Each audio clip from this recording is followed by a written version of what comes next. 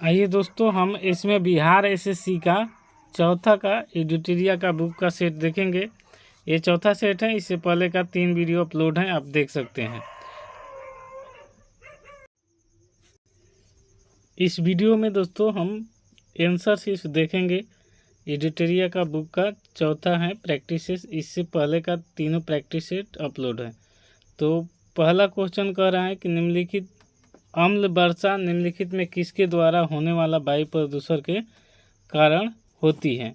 तो इसका आंसर हो जाएगा यानी डी, नाइट्रस ऑक्साइड और सल्फर डाइऑक्साइड के कारण अम्ल वर्षा वह परिस्थिति है जिसमें वायु के प्रदूषणकारी रसायनों का प्रतिकारक प्राकृतिक वर्षा जल अम्लीय हो जाता है। इसमें सल्फर डाइऑक्साइड SO2, इसका शॉर्ट में कभी कभी नाम दे देता है जो SO2 होता है, और नाइट्रोजन ऑक्साइड कहेगा तो NO2 नाइट्रोजन ऑक्साइड का नाइट्रस ऑक्साइड। इसमें अभी जो दिया है सल्फर डाइऑक्साइड यानी ये वाला फॉर्मूला, और उसके बाद नाइट्रस ऑक्साइड N2O होता है। तो यहाँ पर ये N2O हो जाएगा। अगर कभी कभी ये रहता है, नहीं तो कभी इसमें तो ये है, तो यही लिखेंगे सल्फर डाइऑक्साइड और नाइट्रस ऑक्साइड। इसी प्रकार हम दूसरा क्वेश्चन देखेंगे। पहला का डी हो जाएगा। दूसरा कह रहा है कि वर्ष 2011 के जनगणना के अनुसार जनजातियों की संख्या संपूर्ण भारत की जनसंख्या में कितना प्रतिशत है। तो जनजाति देखिए पूरा भारत में 8.6% है, और सबसे अधिक जनजाति पूछेगा कि किस राज्य में है, तो ये मध्य प्रदेश में है। तो इसका भी ऑप्शन नंबर डी आंसर हो जाएगा। सबसे ज़्यादा पूछा जाएगा तो किसमें, MP यानी मध्य प्रदेश। तीसरा क्वेश्चन देखेंगे। निम्नलिखित में से कौन सुमेलित है। तो नोगाखाइलम अभयारण्य ये मेघालय में सही है। नागरहोल राष्ट्रीय उद्यान, तो ये उड़ीसा में दिया है, लेकिन ये है कहाँ पर, तो ये है कर्नाटक में। तो यहाँ पर लिख लेंगे कर्नाटक। आपको बता देने से हमको फ़ायदा होगा कि आपको याद हो जाएगा। तो ये दूसरा का जो होगा कर्नाटक। इसमें सही पूछा है तो सही वाला आंसर ऑप्शन ए हो जाएगा, क्योंकि नोगाखाइलम अभयारण्य मेघालय में है। पेरियार तो ये केरल में है। पेरियार जो है केरल में स्थित है, और रणथंभौर तो ये राजस्थान में स्थित है। तो आप इतना याद रखेंगे, ताकि मान लीजिए इसमें ना देकर दूसरा ऑप्शन पूछ दे तो भी आपको फ़ायदा होगा। तीसरा क्वेश्चन देख लीजिए। अब उसके बाद हम चौथा क्वेश्चन देखते हैं। निम्नलिखित में से कौन सुमेलित नहीं है। तो कह रहा है सुमेलित कौन नहीं है। तो हीराकुंड परियोजना ये महानदी पर है। काकरापारा परियोजना ताप्ती नदी पर है। पोचम पद परियोजना गोदावरी नदी पर है, और जायकवाड़ी परियोजना कृष्णा नदी पर। तो इसका आंसर हो जाएगा ऑप्शन नंबर डी, क्योंकि जायकवाड़ी जो परियोजना है ये कहाँ पर है, गोदावरी नदी पर है। तो गोदावरी नदी ऑप्शन नंबर डी इसमें, क्योंकि पूछा है कि कौन गलत है। ये तीनों सही है, ऑप्शन नंबर डी गलत है, तो इसका ऑप्शन नंबर डी टिक कर लेंगे। चौथा पांचवा का क्वेश्चन देखेंगे। पांचवा क्वेश्चन कर रहे हैं कि रूस और फिनलैंड के बीच अंतर्राष्ट्रीय रेखा है। तो ये हो जाएगा मेनर हिम रेखा, यानी 5 का बी आपका राइट आंसर हो जाएगा। अगर मैग्नीनेट रेखा पूछता है तो जर्मनी और फ्रांस के बीच है। हिडनबर्ग रेखा पूछेगा तो जर्मनी और पोलैंड के बीच है। 49वीं समांतर रेखा पूछेगा तो USA और कनाडा के बीच में स्थित है। इसका पूछा है रूस और फिनलैंड के बीच मेनर हिम रेखा, तो ऑप्शन नंबर बी आपका राइट आंसर हो जाएगा। छठवां क्वेश्चन कर रहा है विश्व पर्यटन संगठन का मुख्यालय कहाँ है। तो विश्व पर्यटन संगठन का मुख्यालय स्पेन की राजधानी मैड्रिड में स्थित है, यानी ऑप्शन नंबर ए आपका राइट आंसर हो जाएगा। 7 क्वेश्चन कर रहे हैं एशियाई विकास बैंक का मुख्यालय कहाँ है। तो एशियाई विकास बैंक का मुख्यालय कहाँ है, तो फिलीपींस की राजधानी मनीला में स्थित है। ये कब हुआ था, तो इसकी स्थापना 1966 में हुई थी। जब ये इसकी स्थापना हुई थी तो इसमें 67 देश सम्मिलित थे। इसमें 3 जगह शाखा रखी गई थी कि एक टोक्यो, फ्रैंकफर्ट और वाशिंगटन DC। इसके अलावा लेकिन मेन मुख्यालय जो है फिलीपींस की राजधानी मनीला में है। 8 नंबर क्वेश्चन कर रहा है कि थल सेना दिवस कब मनाया जाता है। यहाँ पर सेवा हो गया है, इसे सेना कर लेंगे। यहाँ पर जो सेना, तो थल सेना दिवस कब मनाया जाता है, तो थल सेना दिवस 15 जनवरी को मनाया जाता है। याद रखिएगा थल सेना। और वायुसेना पूछेगा तो 8 तारीख को, 8 अक्टूबर को, और नौसेना मनाएगा तो 4 दिसंबर को। ये चारों आपको याद कर लेना है। और एगो विजय दिवस मनाया जाता है तो ये 16 दिसंबर को मनाया जाता है। 9 नंबर क्वेश्चन देखेंगे। निम्नलिखित में कौन सा महल अकबर द्वारा निर्मित है। तो अकबर द्वारा निर्मित कौन सा महल है, तो पूछा गया है। तो ये बाकी 10 का हो जाएगा आपका राइट आंसर ए। जहांगीर जो महल है ये बनाया गया अकबर के द्वारा है, जो आगरा में स्थित है। जबकि शीश महल, दीवाने महल और खास महल ये शाहजहाँ द्वारा बनाया है। ये तीनों कहाँ पर स्थित हैं, तो ये आगरा में। लेकिन इसमें पूछा गया है कि अकबर द्वारा निर्मित, तो अकबर द्वारा निर्मित है जहांगीर महल। 10 क्वेश्चन कह रहा है कि मध्यकालीन भारत में मनसबदारी व्यवस्था क्यों लागू की गई थी। तो सैनिक एवं सुगमता से भर्ती हेतु मनसबदारी व्यवस्था अकबर के शासनकाल में लागू की गई थी। यानी ऑप्शन नंबर बी आपका राइट आंसर हो जाएगा।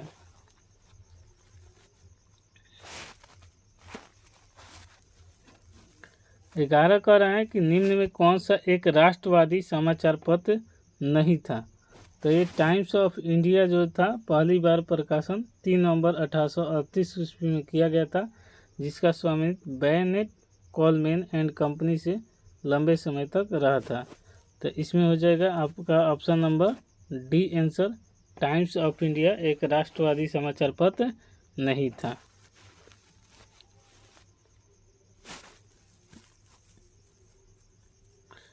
12 नंबर का है जलियांवाला बाग नरसंहार किस गांधीवादी सत्याग्रह के संबंध में हुआ था। तो ये रॉलेट एक्ट सत्याग्रह के संबंध में हुआ था। यानी ऑप्शन नंबर बी आपका राइट आंसर हो जाएगा। और पूछेगा कि जलियांवाला बाग हत्याकांड कब हुआ था, तो 13 अप्रैल 1919 को हुआ था। जिसमें ये कहानी बहुत अच्छी है कि 19 में राष्ट्रवादी इसके विरोध में पंजाब में जलियांवाला बाग में हुआ था। उस सभा में जनरल डायल नामक एक व्यक्ति ने अंधाधुंध गोलियां चलाई थी, जिससे हजारों लोग की मृत्यु हुई थी। 13 नंबर क्वेश्चन कर रहा है किस सुल्तान ने जमीन पर फसल की नपाई का आधा राजस्व के रूप में निर्धारित किया। तो ये अलाउद्दीन, और इसका शॉर्ट में नाम याद कर लीजिएगा AK। यानी अलाउद्दीन खिलजी ने ऐसा किया था कि जमीन की फसल की नपाई का आधा राजस्व के रूप में निर्धारित किया था।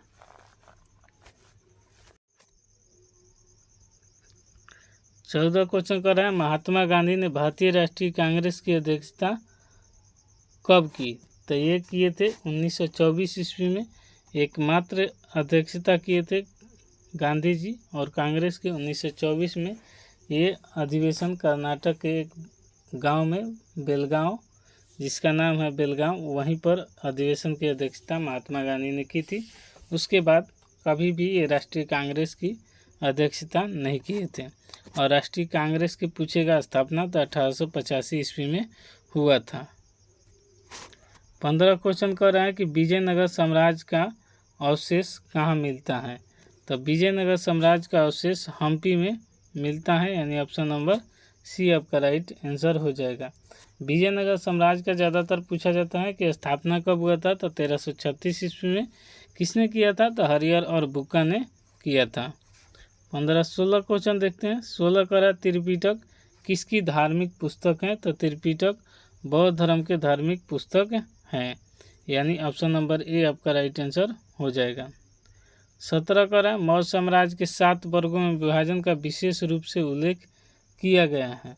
तो ये किया गया है मेगास्थनीज के पुस्तक इंडिका में किया गया है। तो ऑप्शन नंबर डी आपका राइट आंसर हो जाएगा। 18 को रहा है भारत के किस मुगल शासक के समय में इंग्लिश ईस्ट इंडिया कंपनी का गठन हुआ? तो ये हुआ था अकबर के शासनकाल में ईस्ट इंडिया कंपनी की स्थापना हुआ था। कब? तो 31 दिसंबर 1600 ईस्वी को लंदन में जॉन वट्स और व्हाइट के द्वारा की गई थी। कंपनी के ब्रिटेन में महारानी एलिजाबेथ और रॉयल चार्टर हासिल से भारत के साथ व्यापार के अधिक प्राप्त करने की स्थापना से मुगल बादशाह अकबर के शासनकाल में हुआ था। और अकबर का उसी वक्त शासनकाल था, कब से कब? 1556 से 1605 ईस्वी तक। 19 क्वेश्चन देखेंगे। 1929 ईस्वी में खुदाई खिदमतार का किसने संगठित किया? तो इनका नाम था खान अब्दुल गफार खान। 20 नंबर का रहा निम्नलिखित संविधान का प्रारंभ किस देश में हुआ था? संविधान का प्रारंभ पूछा गया है तो ये हुआ था अमेरिका से। अमेरिका, और सबसे बड़ा लिखित कहेगा तो ये भारत होगा, लेकिन इसमें सबसे पहले पूछा गया कि शुरू में लिखना किस देश से प्रारंभ हुआ? था अमेरिका से।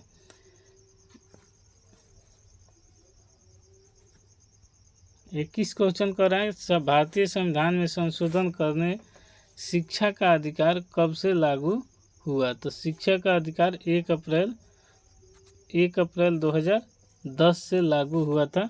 ये कौन सा? तो 86वें संविधान संशोधन अधिनियम 2002 के द्वारा शिक्षा के अधिकार को मूल अधिकार बनाया गया था। ये पूछेगा भाग किस में है? तो भाग 3 में है। अनुच्छेद पूछेगा तो 21 के क में जोड़ा गया था। इसमें कहा गया था तो कि 6 से 14 वर्ष के बच्चे को निःशुल्क यानी फ्री में शिक्षा दिया जाएगा। तो ऑप्शन नंबर ए इसका राइट आंसर हो जाएगा 1 अप्रैल 2010। अगला क्वेश्चन कर रहे हैं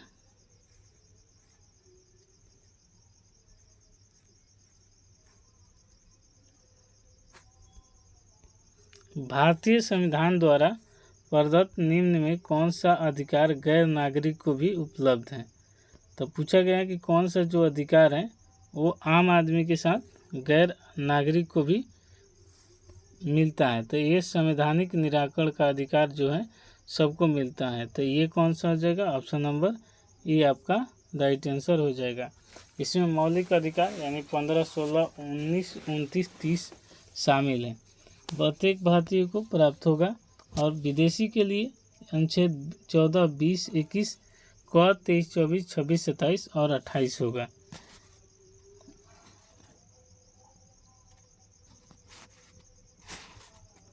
तेईस कह रहा है कि लोक लेखा समिति अपनी रिपोर्ट किसे प्रस्तुत करती है? तो लोक लेखा समिति अपनी रिपोर्ट किसे प्रस्तुत करेगी? तो ये लोकसभा स्पीकर को अपना पेश करती है। ऑप्शन नंबर बी आपका राइट आंसर हो जाएगा।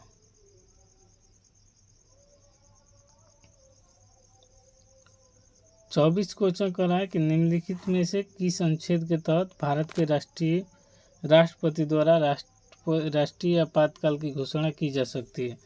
तो आपातकाल अनुच्छेद 352 में स्थित है।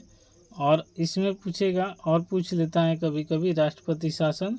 तो राष्ट्रपति शासन जब पूछेगा तो यहाँ पर 356 हो जाएगा। और वित्तीय आपात पूछेगा तो 360 हो जाएगा। करा 25 एक विधेयक जो संसद में प्रस्तुत किया जाता है वो कौन से क्रिया के बाद अधिनियम बन जाता है? तो जब राष्ट्रपति अपनी सहमति दे देते हैं तो वो अधिनियम बन जाता है। यानी ऑप्शन नंबर बी आपका राइट आंसर हो जाएगा।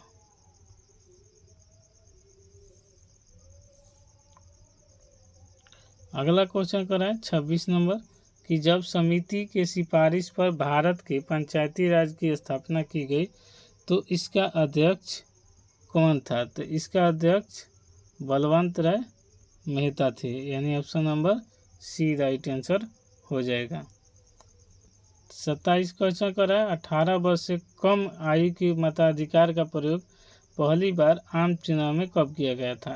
ये कह रहा है कि जब 18 साल के आप हो जाते हैं तब वोट डालने का अधिकार कब से लागू हुआ था? तो 61वें संविधान संशोधन अधिनियम द्वारा लागू किया गया था। और ये उस वक्त वोट डालने का 18 था, तो घटाकर 18 वर्ष कर दिया गया था। तो ये कब किया गया था? 28 मार्च 1989 ईस्वी को किया गया था। तो इसका राइट आंसर हो जाएगा 1989, यानी ऑप्शन नंबर सी हो जाएगा। स्मॉल डेट यानी छोटा डेट तो 28 मार्च हो जाएगा। इससे पहले अगर पूछेगा तो उस वक्त था 21 वर्ष। 28 क्वेश्चन कर रहा है कि इलेक्ट्रॉन तरंग की प्रकृति की खोज किसने की थी? तो ये इलेक्ट्रॉन तरंग की खोज डी बारगोली ने की थी, यानी ऑप्शन नंबर ए आपका राइट आंसर हो जाएगा। 29 का रहा है मेंडलीव द्वारा बनाया गया आवर्त सारणी में वर्ग की संख्या कितनी है? तो मेंडलीव द्वारा बनाए गए वर्ग की संख्या 9 था तथा आवर्त की संख्या 7 था। इसमें पूछा गया है कि वर्ग की संख्या, तो वर्ग की संख्या 9 था। मेंडलीव द्वारा पूछा गया है, मेंडलीव द्वारा, मोस्ले द्वारा नहीं पूछा है, इसलिए मेंडलीव द्वारा। तो ऑप्शन नंबर बी आपका राइट आंसर हो जाएगा। 30 क्वेश्चन करा, मिथाइल ऑरेंज को क्षारीय विलयन का रंग होता है। तो मिथाइल ऑरेंज जो है इसको क्षारीय विलयन में डालेंगे तो ये पीला हो जाता है, यानी ऑप्शन नंबर ए आपका राइट आंसर हो जाएगा। 31 क्वेश्चन कर रहा है, प्राकृतिक रबड़ को कठोर बनाने के लिए उसमें क्या मिलाया जाता है? तो प्राकृतिक रबड़ को कठोर बनाने के लिए उसमें हम कार्बन मिलाते हैं और एक काफ़ी मुलायम कर देता है, यानी ऑप्शन नंबर ए आपका राइट आंसर हो जाएगा। 32 क्वेश्चन कर रहा है, स्मेल्टाइट निम्न में किसका अयस्क है? तो स्मेल्टाइट जो अयस्क है ये कोबाल्ट का अयस्क है, यानी ऑप्शन नंबर ए आपका राइट आंसर हो जाएगा। दोस्तों वीडियो पसंद आता है तो आप लाइक शेयर सब्सक्राइब जरूर कीजिए ताकि आने वाला हर वीडियो का नोटिफिकेशन आपको मिलता रहे। उजला तोता का रासायनिक सूत्र पूछा है। तो उजला तोता का रासायनिक सूत्र होता है ZnSO4 × 7H2O, यानी ऑप्शन नंबर आपका राइट आंसर हो जाएगा बी, ZnSO4 × 7H2O। अगर पूछता है कभी कभी कि उजला तोता बता दिए, नीला तोता पूछता है तो इसके लिए CuSO4 × 5H2O होता है। जबकि हल्के हरे रंग का पूछेगा तब आपको लेना है कॉपर सल्फेट, यानी CuSO4 × 5H2O। तो इसका आंसर हो जाएगा 33 का बी। 34 का रहा, निम्नलिखित में किस ग्रह का घनत्व सबसे कम है? तो किस ग्रह का घनत्व सबसे कम होता है? तो ये शनि ग्रह का घनत्व सबसे कम होता है, यानी ऑप्शन नंबर सी आपका राइट आंसर हो जाएगा। 35 क्वेश्चन कर रहा है कि निम्नलिखित में से किस देश में विषुवत रेखा नहीं गुजरती है? तो अर्जेंटीना ऐसा देश है कि जहाँ से विषुवत रेखा नहीं गुजरती है। ऑप्शन के अकॉर्डिंग ऐसे आपको याद करना पड़ेगा। ऐसे तो विषुवत रेखा से निम्न देश होकर गुजरती हैं, जैसे Ecuador, Colombia, Brazil, Gabon, Congo गणराज्य, लोकतांत्रिक कांगो गणराज्य, Uganda, Kenya, Somali, Maldives, Indonesia तथा किरावती, जबकि ब्राज़ील से होकर मकर रेखा गुजरती है। तो ऑप्शन नंबर इसका 35 का डी सही हो जाएगा। 36 का रहा है, एशिया में सर्वाधिक टीन का उत्पादन देश कौन है? तो एशिया में सर्वाधिक टीन का उत्पादन देश मलेशिया है, यानी ऑप्शन नंबर बी आपका राइट आंसर हो जाएगा। कर रहा है अगला क्वेश्चन कि शीतोष्ण कटिबंध क्षेत्र का वनस्पति कहलाती है। तो शीतोष्ण कटिबंध क्षेत्र की वनस्पति क्या कहलाती है पूछा गया है। तो ये मेसोफाइट कहलाती है, यानी ऑप्शन नंबर ए आपका राइट आंसर हो जाएगा। याद रखिएगा क्योंकि ये सब क्वेश्चन बहुत ज़्यादा पूछा जाता है। 38 क्वेश्चन कह रहा है कि भारत के पड़ोसी देश भूटान से लगा सबसे लंबा राज्य है। तो 38 का आपका राइट आंसर हो जाएगा असम, यानी भूटान से सबसे ज़्यादा सीमा साझा करता है तो हमारा पड़ोसी असम जो देश है, असम राज्य है जो भूटान देश से सबसे अधिक लगा हुआ सीमा है। 39 क्वेश्चन कर रहा है कि सतपुड़ा की पहाड़ी जो मध्य प्रदेश में है, जो कि सबसे ऊंची चोटी है। तो सबसे ऊंची चोटी का नाम है धूपगढ़ी। सतपुड़ा पहाड़ी मध्य प्रदेश में स्थित है। इसकी जो धूपगढ़ी की लंबाई है 1350 मीटर है। तो इसका आंसर हो जाएगा ऑप्शन नंबर बी, यानी धूपगढ़ी। 40 क्वेश्चन देखेंगे कि अंडमान निकोबार द्वीप समूह का सबसे ऊंची चोटी सैडल पीक स्थित है। तो 40 का क्वेश्चन का आंसर हो जाएगा उत्तरी अंडमान। उत्तरी अंडमान जो है ये ऊंची चोटी सैडल पीक स्थित है। और इसकी ऊंचाई पूछेगा तो 738 मीटर याद रखिएगा सैडल पीक की। और पूछेगा कि ये दक्षिण, जबकि अंडमान निकोबार द्वीप समूह की राजधानी कहाँ है? अंडमान निकोबार की राजधानी पोर्ट ब्लेयर है, याद रखिएगा। ये सब भी पूछा जाता है और ज़्यादा बच्चे का याद नहीं है। ये अपने देश के केंद्र शासित प्रदेश में स्थित है, पोर्ट ब्लेयर। ये सब याद कर लीजिएगा।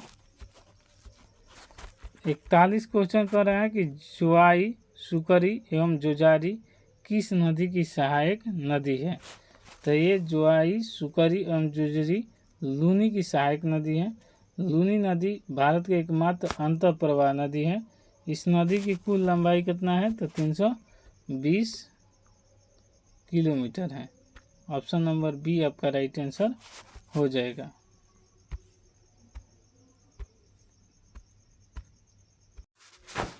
बयालीस क्वेश्चन कर रहा है कि एक गोलीय दर्पण की प्रवृत्ति पृष्ठ के मध्य बिंदु होता है, जिसे कहते हैं, तो इसे क्या कहेंगे?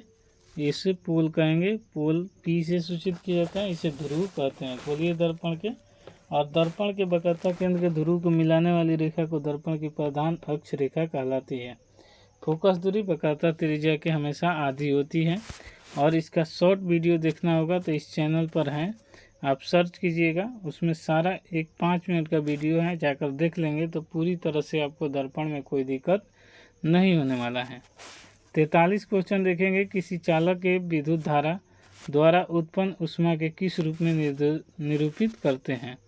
तो निरूपित करते हैं H बराबर I², जैसे कि यहाँ पर लिखेंगे R और T। यहाँ पर स्क्वायर दिए में देने के लिए यहाँ पर डॉट का एरो का चिन्ह का इस्तेमाल किए हैं।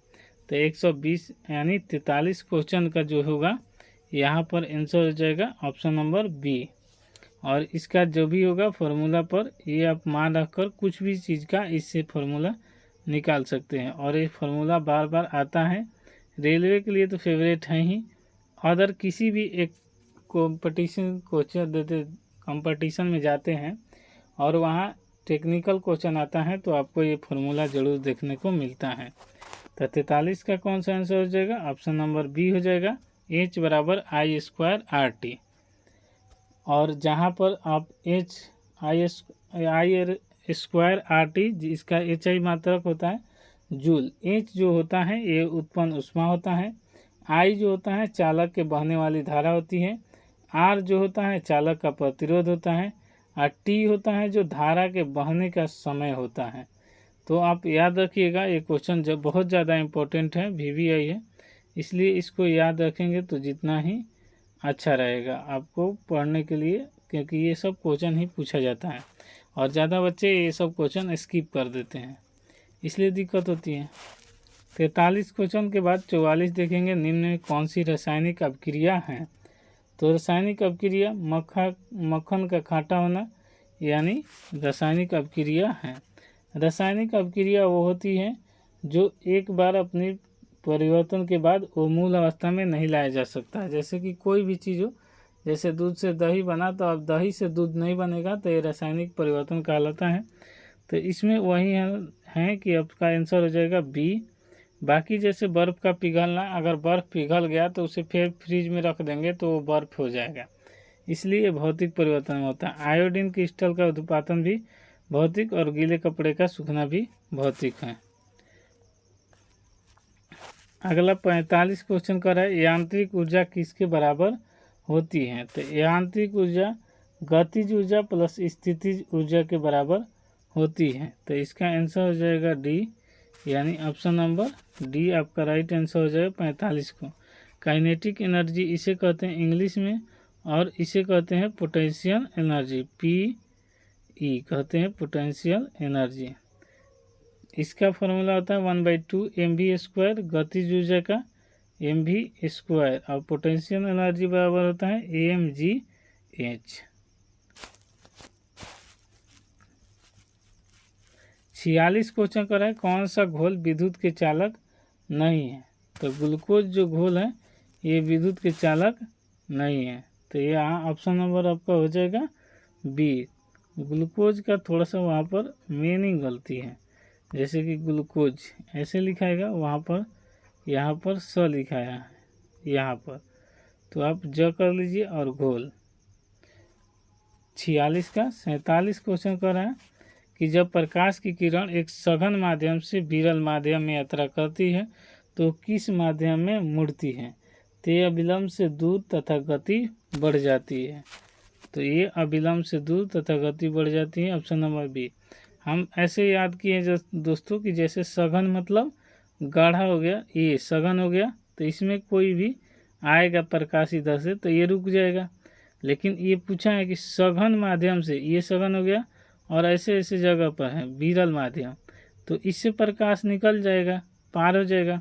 तो ये अविलंब से दूर तथा गति बढ़ जाएगी। जब ही इसे पार करेगा तो ये खाली है तो इसको तेज़ी से भागेगा।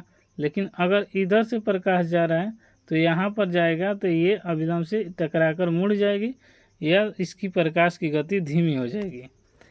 अगला क्वेश्चन 47 के बाद 48 क्वेश्चन देखेंगे। कह रहा है कि निम्नलिखित उपकरण में कौन सा चालक में विभवांतर बनाए रखने में मदद करता है। तो 48 का आंसर हो जाएगा आपका सेल या बैटरी। तो ऑप्शन नंबर ए आपका राइट आंसर हो जाएगा। उसके बाद हम देखेंगे 49 नंबर, किसी वस्तु का विस्थापन हमेशा होता है।